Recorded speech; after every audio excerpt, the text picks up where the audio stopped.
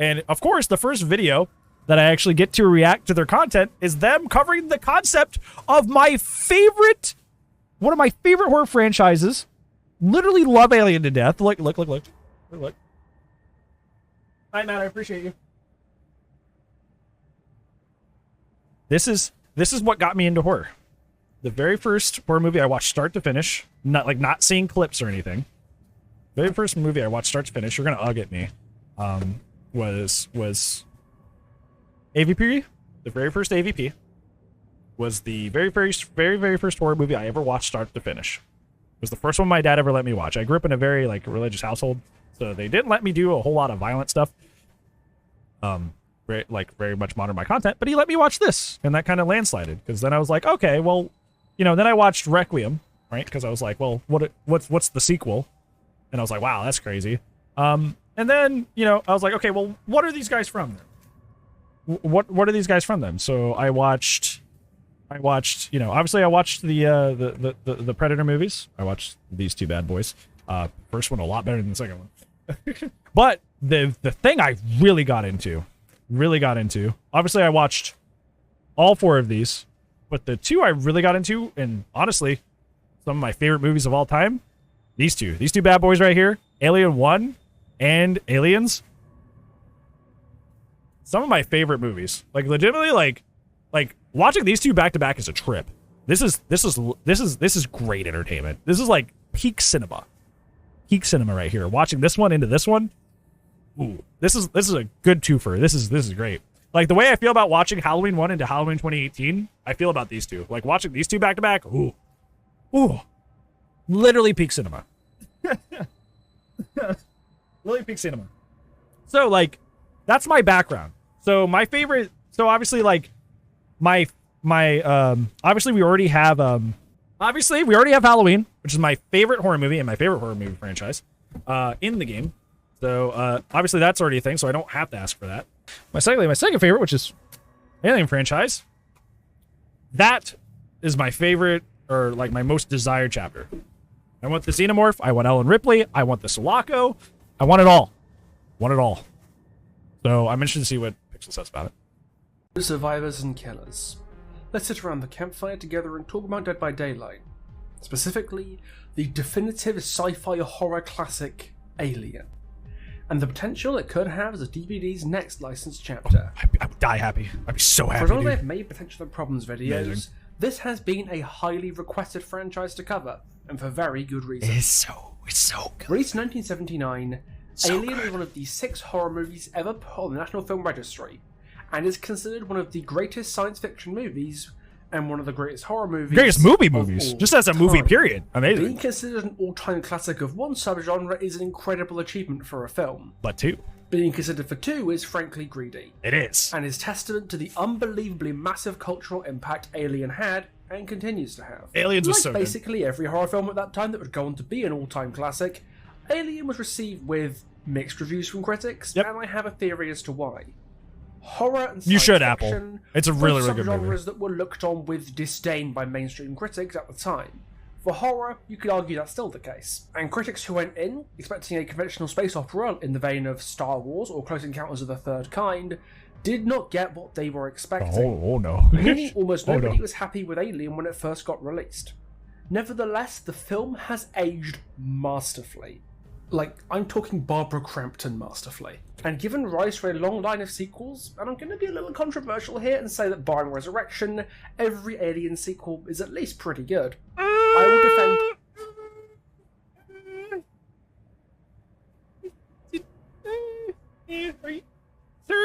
Sir, did you forget about this one? I mean, this isn't a bad movie. It's not really good either, though. You forget about this Metasaurus Rex right here? This weirdo. 3's kind of a weirdo. Like that's the best way to describe it. I don't hate Alien 3. But Alien 3 is kind of weird. It's just okay, so without spoiling, I'll try to describe. So it this is the trilogy, right? So Alien establishes the monster and the main character. This is the main character and the monster both of them going through their greatest struggles and triumphs. This is the like the big climax of both of their stories. In this one, we go back to having one alien instead of multiple, and having like we go backwards in like every way. Like we like most of the characters in this film are either killed off or don't come back. And like none of like the alien lore that they establish in this movie comes back in this movie. It's just like, it's like, what happened? Like we were building up to something here, and then we just kind of went backwards for like no reason. Like I don't know. Like you were like building up to something and then you just rewinded for no reason. It's strange. And Covenant to the bitter end, and even Resurrection, despite its absurd campiness, is a lot of fun at times. And Resurrection is like more of a comedy movie. Great to watch on screen. It's more of a dark comedy. Even a movie that does neither of them justice. Sorry, Terminator, but Alien is the definitive sci-fi horror film, and that does not escape the attention of Dead by Daylight's player base. Alien is without a doubt one of the most requested horror licenses the game has yet to receive, and today I want to talk about why. What's so appealing about Alien over basically any other sci-fi franchise out there as an entry in DBD's roster, what the most obvious choices for Survivor and Killer could bring to the table, and finishing, as is tradition, with my power concept for the Ellen killer. Ripley, and the Sulaku. Are you an employee of the Weyland-Yutani Corporation, or any other corporation that has put your... Or the Stromo. The Stromo would be good too. If so, the Stromo would be cool. Just the people you can call both would be to awesome. Get the compensation you deserve. Morgan & Morgan, America's biggest injury lawyers, have your back. And when it comes to picking legal battles, yeah, Prometheus is also a very... I have Covenant, which is the sequel. Like the new timeline that they're doing? The new timeline they're doing with like Covenant and like Prometheus before it. It's mostly just... Okay. I hate to say this because this is like, I guess it's like a disrespectful and it makes me sound like a movie reviewer. This doesn't need to exist. They're just making movies to make movies. This I will say, this movie, Alien Covenant in specific, has the best soundtrack out of almost all the Alien movies, besides like Aliens. Like it has one of the best soundtracks. Soundtrack amazing in this. But like, they really are just kind of making movies to make movies at this point about Alien, right? Like they went to Prometheus, and it was basically had nothing to do with Alien at all. It was kind of just taking place in the same universe and only used the namesake of Alien to, you know, pull people in. And then this one tried to like reel that in and be like, okay, no, it's actually about the alien again. Remember, Alien, look, it's on the front cover. See. And then it's like, it was kind of like, this movie's kind of meh. This movie's like McDonald's, except you left it in the fridge overnight and had to reheat it with a microwave. Yeah, it's kind of meh. The movie's more about, I won't spoil it, the movie's not actually about the alien, it's about another character who, whether or not you find him interesting or not, the movie may fall flat for you entirely. And I fall on the ladder that I did not find that character very, they were kind of cool, but like, I didn't think they were enough to carry the whole film. So the fact that the movie was all about them instead and not like, I don't know, the title, which says Alien, kind of made the movie kind of meh. And that on top of Prometheus having like basically nothing to do with like the rest of the franchise besides like, hey, who was the elephant guy? And then I didn't like the answer to that anyway. The mystery of who the elephant guy was in Alien 1 was more interesting than the answer they gave. So till the end, yeah, exactly, Toto. Exactly. Hope you're doing well. You too, Satan. You too, friend. Happy late New Year to you as well. But yeah. So they are kind of like I would go on a limb and say these are cash grabs, like the new Alien movies. They're kind of meh. You're not missing anything by not watching these. That's why I didn't bring them. I brought this box out when I was telling you about Alien. Hold on, this is the Alien side. I brought this box out when I was talking about Alien. I didn't bring out this box because you're not missing much, in my opinion. Or even the Xenoport, the face, grabbing him by the face and doing the tongue thing right in their face. That'd be the Maury. Nature of your claim. Right in the face. Car accident, slip and fall, workplace injury, xenomorph attack. Morgan & Morgan has lawyers specializing in it. Exactly, Toto. They answered a bunch of questions that needed to be answers, and the answers were boring. So, the US. Could have just left it in mystery. Sorry, do you mind I just take this? Hiya. Why is that not canon again? Alice, because so TLDR, Alien and Predator, Predator takes place in common time, but the Predators are futuristic, whereas Alien takes place in the future, like entirely in the future. So the problem with AVP is not so much the concept of the aliens versus predators fighting. There's plenty of comics where it happens in a very canonical and normal sense. The problem with AVP and the current like movies that exist is that they fight in present time where the alien's not a thing. So they have to kind of like retcon some things about the Alien franchise as a whole in order to make it work, because the Alien franchise technically takes place in our distant future and not in present time. So yeah, I don't know why they did that, because there's plenty of great comics and games that cover like Alien versus Predators in the future. I don't know why they made that decision. I don't. Wait, you guys don't cover? Yes, this is ad, by the way, Dex. This is bad. It's fine. We're just talking about the movies in between. When dealing with personal injury, it's very easy to feel bad to sue. But remember, you're not suing an individual person. You're suing their insurance company that's sitting on billions of dollars. There's no shame looking for the compensation you deserve. And with their no-win, no-fee policy, Morgan yeah, the movie's fun. It's just not good. It's not good. Like, you can turn your brain off and enjoy it, but it's not good. And need representation, you can get in touch with Morgan & Morgan for yourself. My links to them are in the description and the pinned comment, or you can take a look at forthepeople.com or dial #2law. I'm not showing chat that, but that was funny. Now, back to Alien. This is a job for a little The original Alien takes place on an isolated cargo vessel called the Nostromo, owned by the Weyland-Yutani Corporation, whose crew are awoken from stasis to answer a distress signal on a distant moon. But when Executive Officer Kane, played by the late great John Hurt, stumbles across a room full of strange growths that look almost like eggs, the crew of the Nostromo suddenly find themselves at the mercy of a creature from another world, the Xenomorph, that stalks the ship and picks off the crew one by one. The only survivors are Ellen Ripley and her cat Jonesy. Jonesy! Best character. They barely squeeze out of the disaster in an escape pod and hurl the Xenomorph into the vacuum of space.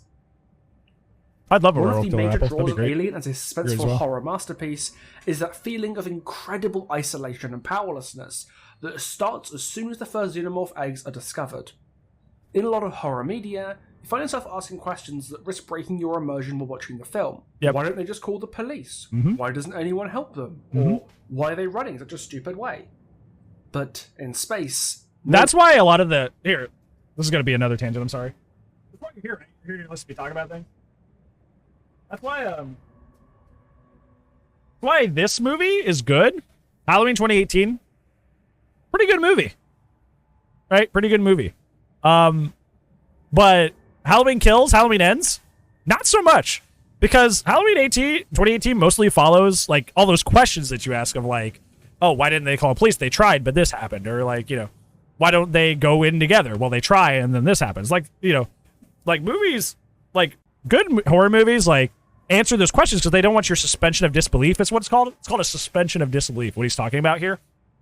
Suspension of disbelief is this feeling that you can get fully sucked into a media that you're watching and enjoying without asking so many questions that it pulls you back into reality.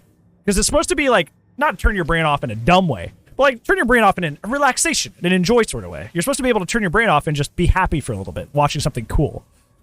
Even if like being happy means being scared or you know, literally comedy like laughing, or you know, it's like you're supposed to turn your brain off and enjoy.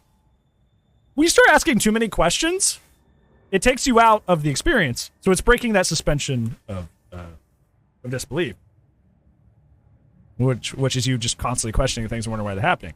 But yeah, that's why a lot of horror movies are bad. Like, you may love them. You may love them, but this is full of it. This is turn your brain off entertainment.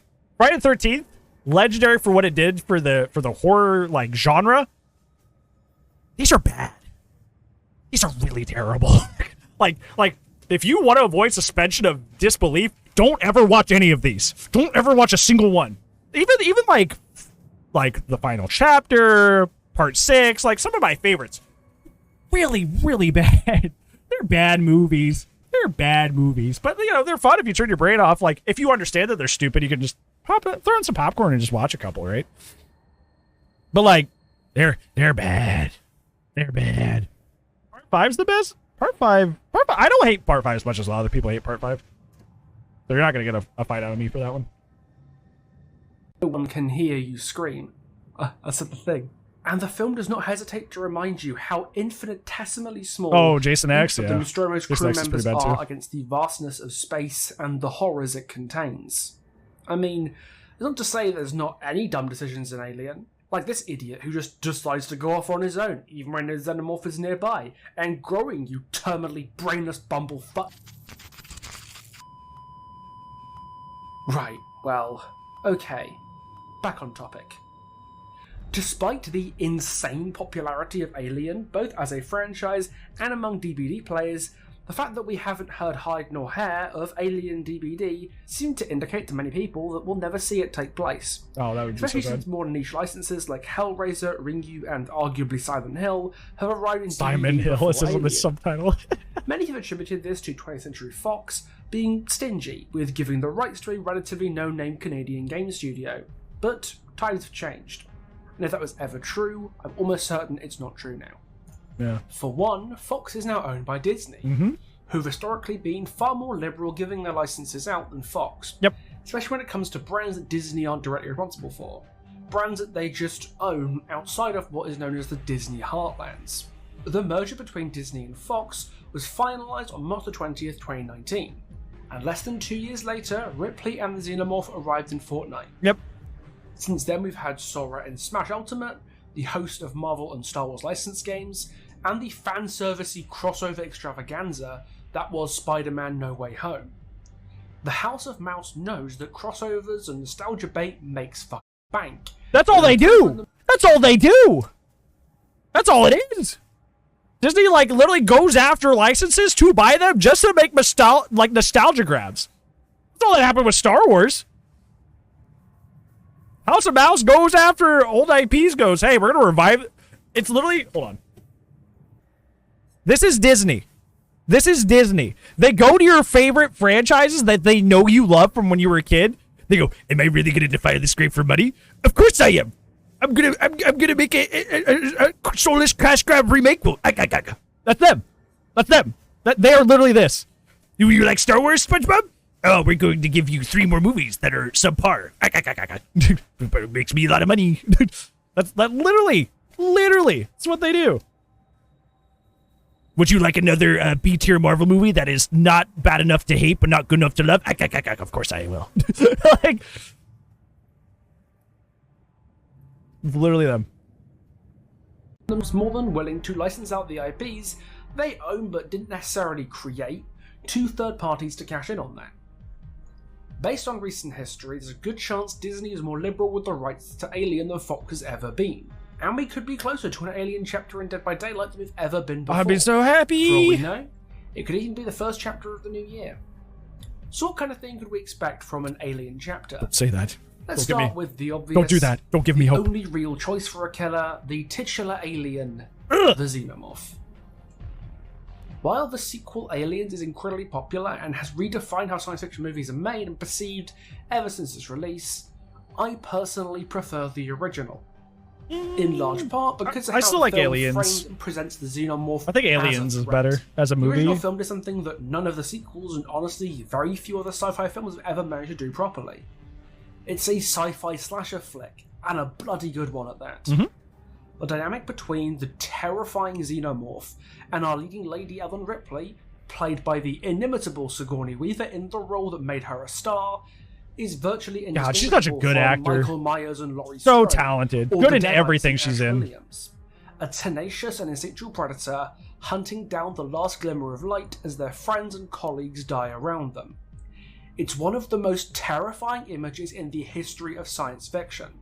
The biologically perfect hunter that's terrorized our screens since 1979.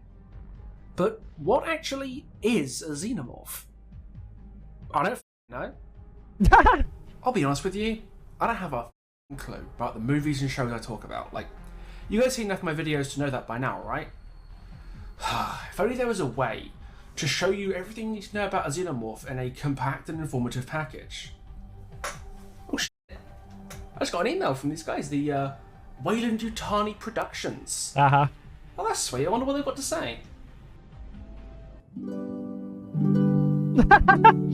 Here we go.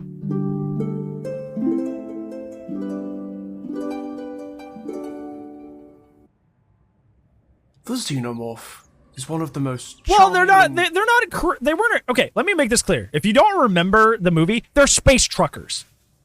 They're like, they're space truckers. They're not like super highly educated people. They're not like super trained. They're space truckers. Like literally, like Alien. It takes places in space in the future, but these are quite literally like normal people. Like, they are one step above being, like, dumb teenagers in, like, a normal horror movie. Like, they're just Joe Schmoes. They're essentially space truckers. They're not supposed to be, like, highly trained or be able to deal with like, situations like this. Like... Well, Toto, if you watch... You need to watch the movie again. I'm starting to spoil things. There's a reason for that. Most of the crew agrees with that, and somebody with rank does something different. And there's more reasons for that. Watch the movie again. Compelling creatures in the animal kingdom. With its incredible strength, sharp teeth and claws, and blood of concentrated molecular acid, the xenomorph is not lacking in self-defense systems. However, the most fascinating element of the xenomorph's biology can be seen when it's time to mate. Once the eggs laid by the queen are found by a suitable host organism, this charming little fellow holds the host's face in a firm but tender grip. Oh, wholesome. The bond between Valentine's Day is a month. incubator and impregnator is one of the most intimate found in nature. And yet, That's despite uncomfortable. the initial agitation of the host, they swiftly get settled into their new lifestyle. After these few hours of passion, the host is released. It would be like... Facehuggers, if they were functionally in the game as like a gameplay loop, they would be Wesker's sprays. Realistically.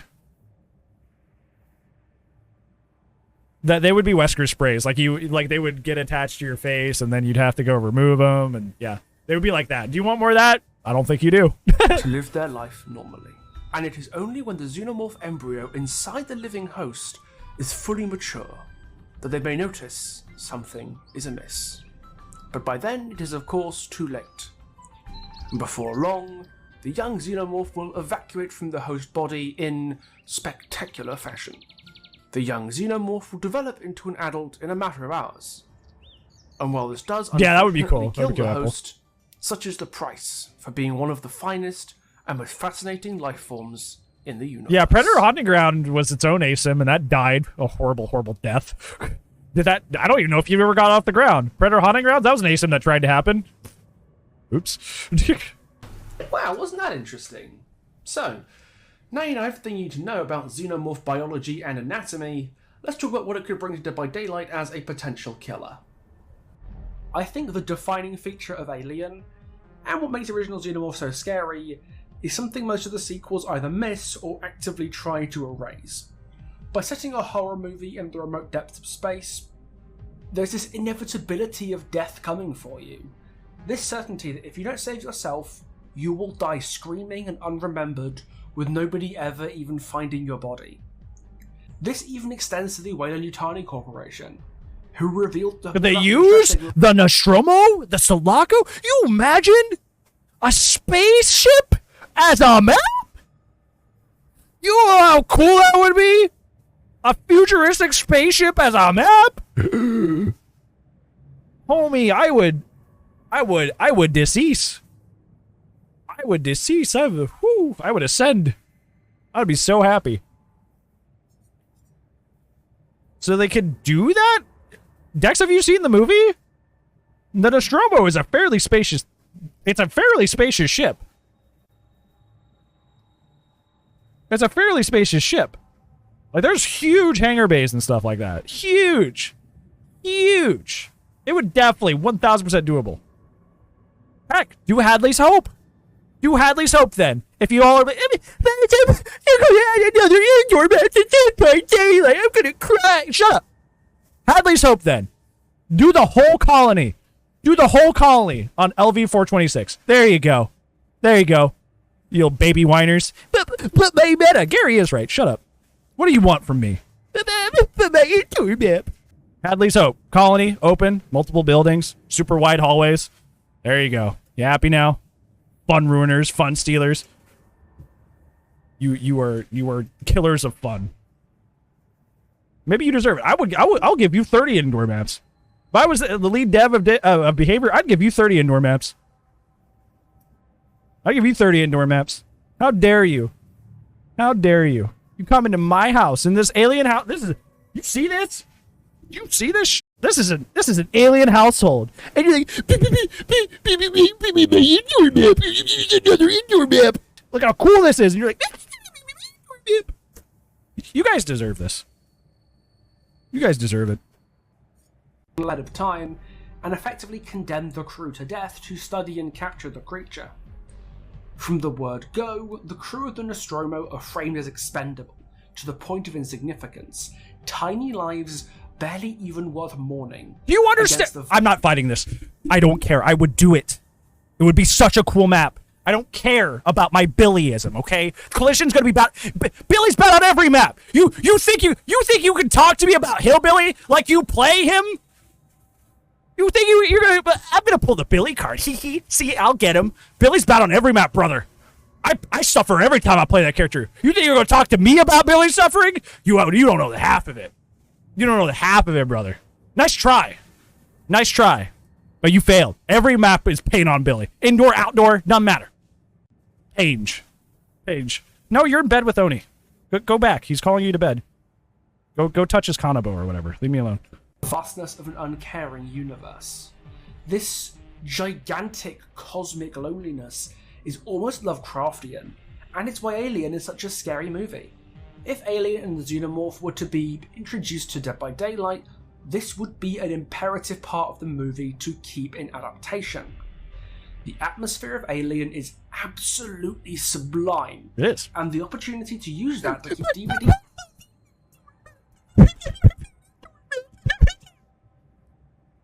atmosphere fresh and frightening cannot be missed. A Xenomorph also has the possibility of some really interesting cosmetic options based on his appearances throughout the franchise. You could have the warrior, you could have the drone, you could even have a pygmy queen if you wanted. That'd be a little weird. Ooh, you would sell skins like hotcakes. Ooh. Perhaps a Xenomorph with a metallic shell to reference the lead mole trap used in Alien 3, or the Deacon from Prometheus. You could even or the Protomorph, which is this guy. Predator cosmetics.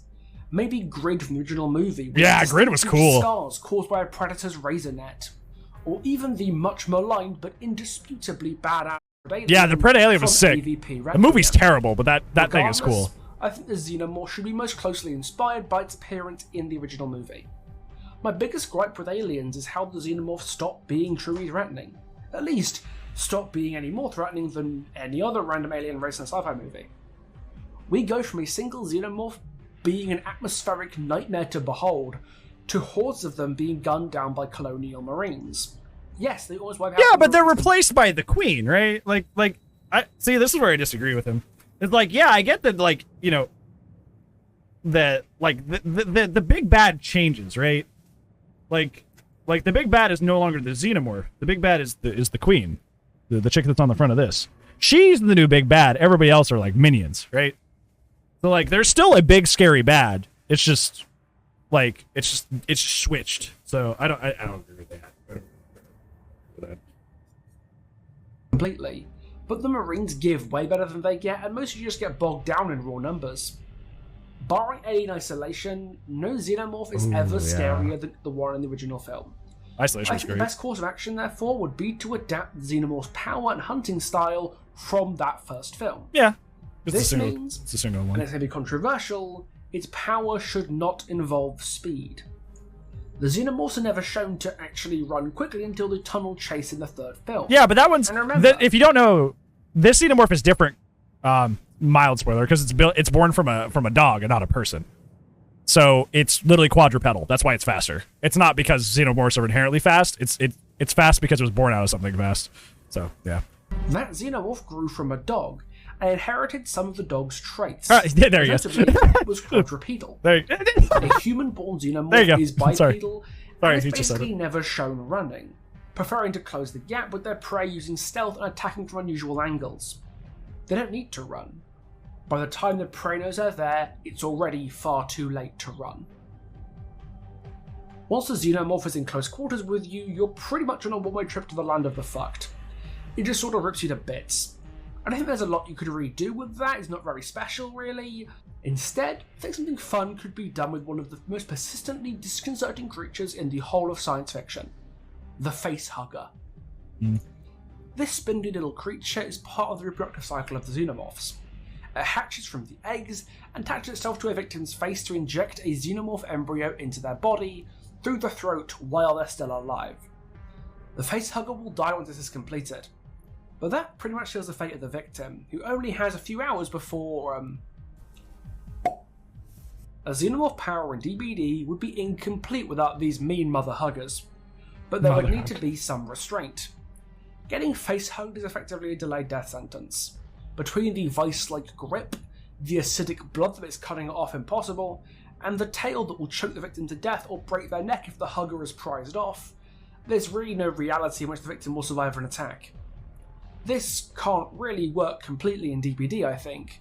The notion of a little creature that just fucking kills you, even eventually with nothing you can do about it, really isn't something survivors will particularly appreciate. You know the average survivor can't handle people hate Tombstone mechanics when Sadako has one of the highest kill rates in the whole game. Hey, there you go. I think there would need to be a balancing act in play. The facehugger should be kind of an inconvenience. One that synergizes with the stealth power and maybe hypothetically could get you killed, but still letting the survivors do a lot of things to mitigate. So like, pig traps. Themselves and as part of a team. So we've got two separate power elements to work with. The agile, predatory stealth that lets the xenomorph... Yeah, this is starting to sound like pigs so far, but... And the facehugger to provide some horrifying inevitability to survivors. A power is starting to take shape here. Before we get round to it, I'll talk first about a survivor and a map. I've actually taken the liberty of compiling a list... In games and the comics, they have ways that they can remove them, though. That would be satisfying and... In the games and the comics, they can, Alice. Dead by Daylight. Give me a quick second to find it. Okay. Ellen Ripley. Yes, Ellen Ripley is the best character. Not even just best female character, best character. She's a great character. That's it. It's lovely. It's just Ripley. Ripley isn't one just of the most well-written movie characters of all time. All time. Straight up, anything short would be a disservice. The role that made Sigourney Weaver into a household name and genre legend. The female protagonist against whom every other female protagonist in the history of genre cinema will inevitably be measured against, for better or worse. If an Alien chapter ever came to DBD and didn't have Ripley, the PR would be so bad it would probably tank the sales of the whole chapter. It's like Batman and the Joker, right? Like they're yin and yang. Like the Xenomorph and Ripley are like peanut butter and like they have to go together. They have to. They just have to. They're like they are. I can't phrase it either way. They are literally yin and yang. Like Cheryl Pyramid Head, they actually never meet. Alice, those two characters I've never met ever. I've actually never met him, which is interesting. But yeah, you can't have Ellen Ripley without like they're like the adversaries, yin and yang. You have to have both. Important Ripley is. Her arc between Alien and the end of Alien 3 is one of the most satisfying you'll see in science fiction cinema. And much of the praise that Aliens especially received was how it treated Ripley and redefined her, from a survivor who barely escaped the first movie into a true blue action hero. There's not really much to talk about here. If they want to stick closer to the canon, they could take her shaved head look from Alien 3 as her base look. No. But each movie she's in has a distinct and compelling new clothing and hairstyle choice, and they would all work really well for her. They do. Either as her base look or as cosmetics. With the killer and survivor pretty much squared away, all that's left to really discuss is a map. And I know the first word coming out of everyone's mouths is going to be Nostromo. Yep. And I get it. I said Sulaco, but Sulaco's way more spacious, location. even though it's kind of small. It Atmosphere is a smaller ship. gorgeous and claustrophobic and defines the whole movie. And it wouldn't I would work try. at all. I really would. If there's one thing we've learned from RPD, it's that a licensed map can be as loyal as you want, but it has to function as a map in Dead by Daylight. Yeah, but you can make the hallways wider and use more of the hangar bays and stuff. Just doesn't. It's too claustrophobic to the point a lot of killers just won't have powers on those super tight corridors. Then make the corridors wider. Add stairs and take away the ladders that the crew uses to traverse the ship. Don't because do the DBD ladders then. Doesn't have a ladder climb mechanic. It would be a disastrous choice for a map. It'd have to severely compromise and change it to work as a functional which you can do. And at that point, why try adapting it at all? Because it's A cool? far better idea would be to look at the sequels. The Hadley's Hope base in Aliens is better, but honestly you don't see a lot of outside of a few rooms. Hadley's Hope! And while the central chamber with the alien queen in it is a fantastic... Oh, I would die happy! If I could go through the Queen's Chamber in Dead by Daylight, I would die happy! Legitimately! I would decease! I would raise to the heaven! If I could walk through the Queen's Chamber in Dead by Daylight...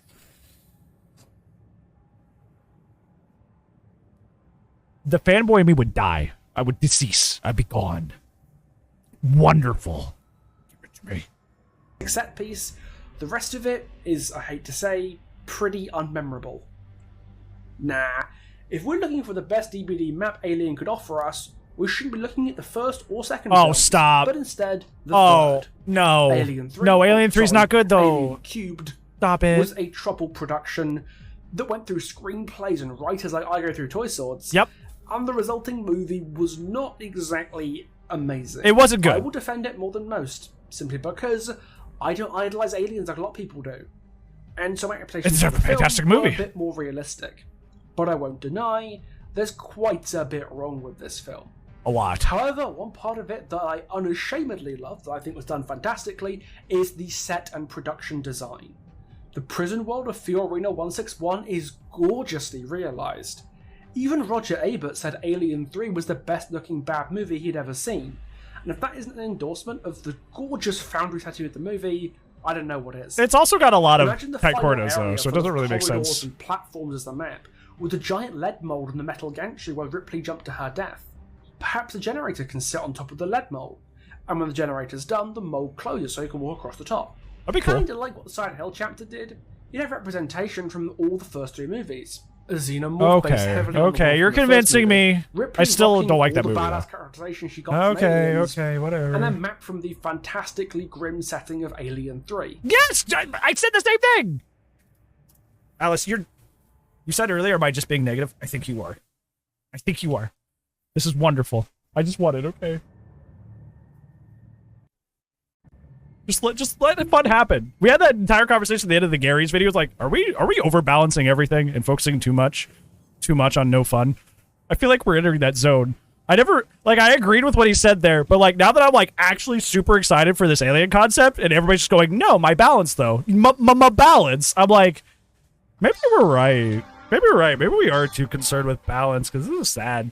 It's sad to hear everybody be like, no, fuck that, to like all these really, really cool and awesome things just for the sake of balance. Hurts my feelings. Apple, thank you for the follow, friend. I appreciate it. I think picking elements of the original three movies gives us the best collective representation Alien could possibly hope for, to satisfy all fans of the franchise and give us a licensed chapter worthy of its esteemed heritage. And as usual, I'm going to end it off with a power concept. Tell me what you think about it in the comments. The Xenomorph's power is called Apex of Biology. Oh, that's a good name. In two parts, Oh, that's good. Hunter Mode and Grim Hatchery. In Hunter Mode, the Xenomorph hunkers close to the ground, moving at 4.0 meters per second, becomes undetectable and moves silently. In Hunter Mode, it can crawl over drop pallets and vault windows much faster than normal. I like it. That's kind of it. Sneaky. But Grim Hatchery is where things start to get interesting. Grim Hatchery. The Xenomorph can use the active ability button to deploy an egg. The Xenomorph starts with 4 and can carry no more than 4. An egg can be regenerated by reclaiming the wreckage of a broken egg or hooking a gestated survivor. Oh. Eggs can be smashed by survivors in an action that takes 4 seconds. Oh, like kicking Victor. When a survivor walks or runs within 12 meters of an egg, their killer instinct is revealed to the killer. But what comes out of the egg when the xenomorph is at least 24 meters away from an egg. Okay, so you can't camp it. Use the activity button to hatch a facehugger from the egg, which the killer controls for 45 seconds. So like twins, like interesting. Basically move like Victor does. 150% speed and can pounce like Victor onto survivors with a wind-up time of 0.75 seconds. When a facehugger hits a survivor or opens a locker with the survivor inside, they are afflicted with the gestatus status effect, and are immediately put into stage 1 at 0 gestation like points. Doctor. Survivors with a facehugger attached gain 1 gestation point per second. It takes 60 points for a survivor to progress to stage 2, and then again to stage 3. Survivors without facehuggers attached slowly decay the gestation points down to the bottom of their current stage after a 15-second delay. Okay. Gestation points do not accumulate in chase, Good. on hook, or in the dying state. Good. Very good. Once you've Very reached good. a Very stage, you can't go back down to a lower stage. Good. Very good. Survivors with facehuggers attached suffer from the following debuffs. Stage 1, the survivor becomes broken if they are injured, lingering for 10 seconds until the facehugger gets removed. Stage 2, the survivor is hindered by 7%. I don't like Stage Hindu. 3, when a survivor reaches stage 3, their killer instinct Well, is revealed. I guess, like if you're Survivor- getting one, if you remain in this stage for 2 whole minutes, I guess, because like we're like ew hindered, but like you would theoretically have to like not do anything about this problem for 2 whole minutes in the game. Yeah, I With kind of. facehuggers attached become incapacitated in stage 3, and if they are downed in this time, they can be killed directly from the dying state. I'm not sure this needs to be reiterated, but I'm going to do it again just in case. Survivors can remove facehuggers in an action that takes 12 seconds, and injures you with its acid blood if you're healthy, or deep wounds you if you're injured when the action is completed. A survivor can remove another survivor's facehugger in 12 seconds without causing any ill effects.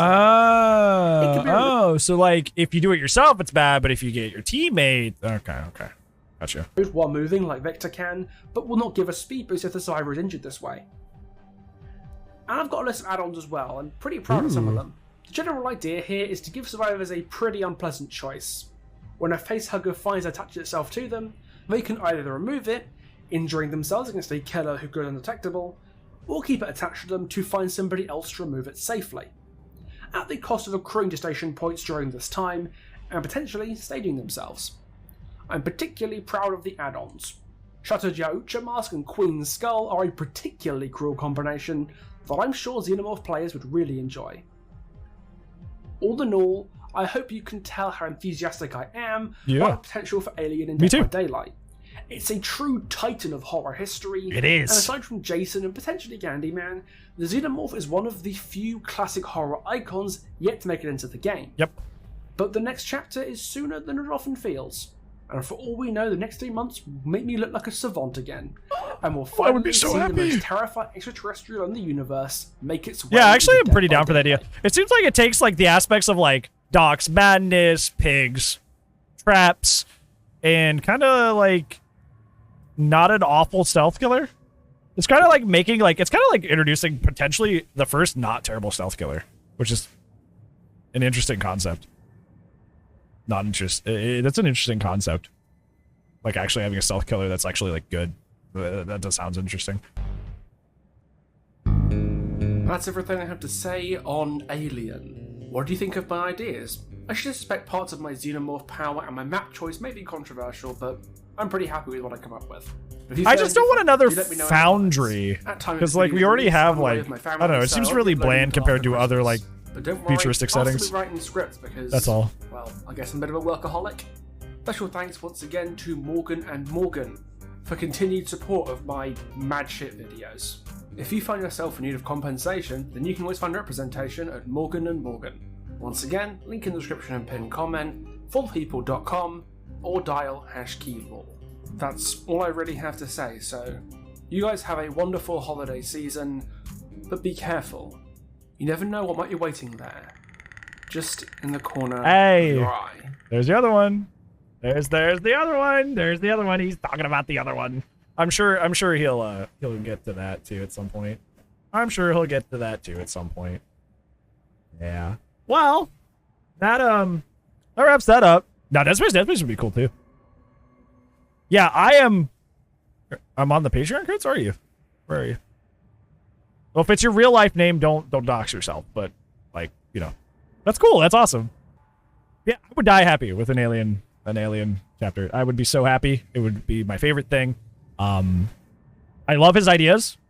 I love all the ideas. The only thing I'm like not sold on is like the idea of the jail as the setting. I'd much rather have like Hadley's Hope. If you're afraid of indoor maps, you really don't want a spaceship. Fine, but like for a futuristic setting, I feel like it's kind of like almost like a waste of time or a waste of potential to not have like a futuristic map and just have something you could potentially have on any other setting, past or present, you know. But other than that, like, love the idea for the Xenomorph power. I definitely feel the enthusiasm that he does. I mean, just like look at all my things. Look at all my things. Look at all my things about it. I'd be so happy. So happy. Yeah. Yeah. I would be very, very happy with that. That would make me so happy. So happy. That is still my dream chapter that I love with all my heart and soul. And I really hope it does come to the game. I hope he's right. I hope he's doing some savant magic again where he predicts what killer's coming and here we are. I really, really hope so. I hope it comes out this year if they are in talks to do that, because I would... Oh. Yeah, Night Without a Castle map. You know, like, they gave us another just, like, village, fallen apart village thing, which we have on so many different maps. They didn't give us a castle. Like, but we literally had a knight, and they said, here, just another, like, normal square area with, like, a lot of broken buildings. There you go. Like, okay. Okay. Thanks, bud. You literally had a knight in the game. The potential's right there, and you said, yeah, another square with a lot of broken tiles. Which just tiles that are just falling apart buildings. Never had that before. Not on either of the Asylum maps. Not on a lot of the starting maps, you know. None of that. It's just, yeah. Yeah. So I would really, really hope that they would, when they bring it in, that if they do it justice. Honestly, if they're not too, if it is in the works, and you're not too far ahead about it, behavior, look at the video has a lot of good ideas. The video has a lot of good ideas. I'd be down for a lot of things that Pixel just said. Woo! Ooh, I'd be down for that. Ooh, that would be, huh. Oh, hi. That'd be so nice. So nice. So wonderful. Literally amazing.